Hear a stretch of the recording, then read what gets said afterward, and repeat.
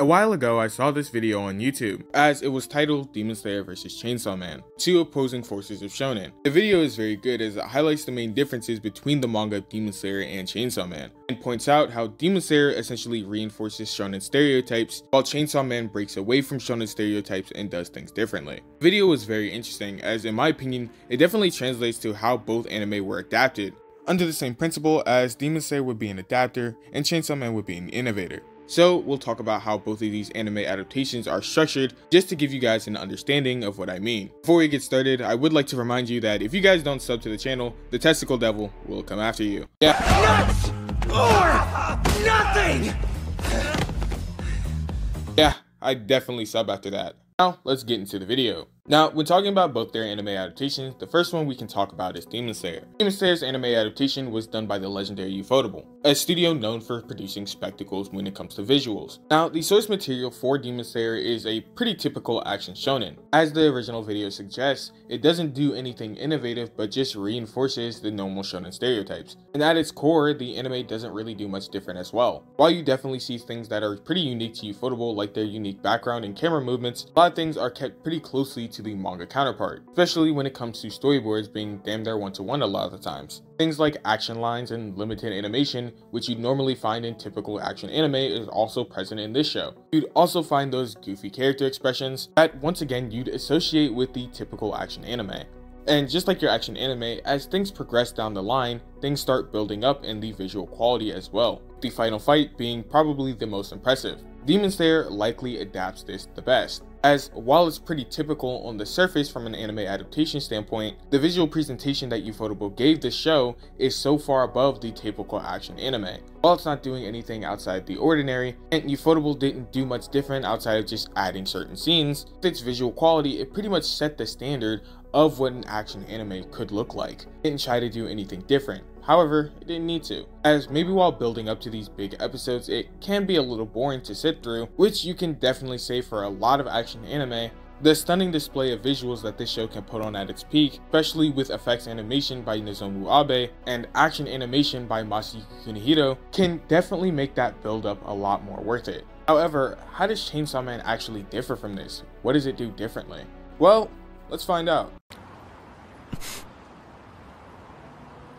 As the original video says, Chainsaw Man's source material is not normal. It avoids a lot of the typical shonen tropes and goes for things you'd see more in seinen mangas, with the visceral action and more mature and sexual tones. It was definitely different from the more standard Demon Slayer, and the anime adaptation adopts this as well. Whereas Demon Slayer played it to all the strengths that a normal action anime could, Chainsaw Man was completely different from one. Adapted by Studio Mappa with some of the top tier animators in the industry, it carved out a unique identity for itself that pretty much no other TV anime has. Not really falling back on the manga as a storyboard, it shows cinematic storyboards and perspectives with top tier character acting for every scene, as well as with more grounded but weighty action. Chainsaw Man, in every single sense of the imagination, feels completely different. It's not your typical action anime. It definitely doesn't have the ridiculously flashy eye candy that Demon Slayer has, but given the contents of the manga, it definitely had to take a different approach, as it's not really the series for that. However, given what I laid out, both of these are on the opposite ends completely of how shonen anime are, with one anime adaptation pushing the action anime formula to its limits, the other striving to do something different. And definitely, while not everybody enjoyed what Chainsaw Man was doing, which to be honest, not everyone is going to accept something that looks different from others, I think it's undeniable that this show had a ridiculous level of ambition, and the ridiculous level of passion that went into this project definitely shows, especially at the peaks of its visuals, like episode 8 directed by Shotako Suzuno, with some of the most creative storyboards I've ever seen, and definitely helps solidify how different these two are. Now, I know this might sound like a low blow, but even when you talk about the studios and how they operate, you can even say that both of these are on opposite ends as well. Whereas Ufotable does a lot of stuff in-house, doesn't take on too many productions, and has a lot of stable productions and more polish with their series, Mappa Studios continuously pushes out multiple anime, and some of them can't be as good looking as others, for example Hell's Paradise.